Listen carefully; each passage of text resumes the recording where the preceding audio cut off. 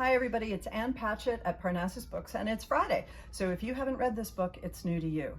The other day I was talking on the phone with one of my best friends and favorite writers, Kevin Wilson. And Kevin told me that he was on a Laurie Colwin kick.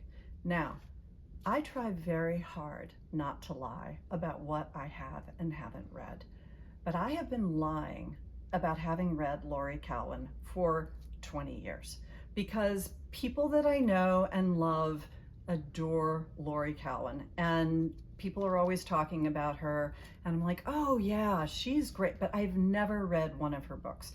I have had a copy of Home Cooking in my house for 30 years and I've never read it, okay? But I'm reading it now. So Kevin said that he was reading Happy All the Time, and I said, okay, then I'm gonna read Family Happiness. I just read this book. And what Kevin was saying about Laurie Colwin is, he was like, they're really light and they're romantic, and you think that they're dated, but then they're not dated, because the whole emotional structure of the book is exactly what we're living with now. And I started reading this book and I was like, wow, this is really sweet. This is lovely. This is the kind of book that I don't normally read. It is like a romance. It's great.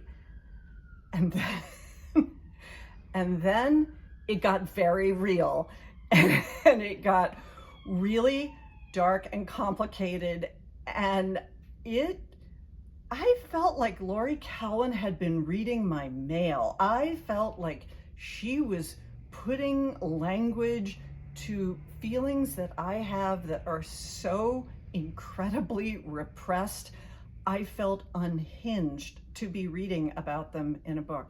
Anyway, if you're married, if you've ever been married, if you ever thought about being in a relationship with another human, if you have a family, you might want to read this book first. It really rocked my world. Laurie Colwin, gonna read them all. Thanks so much.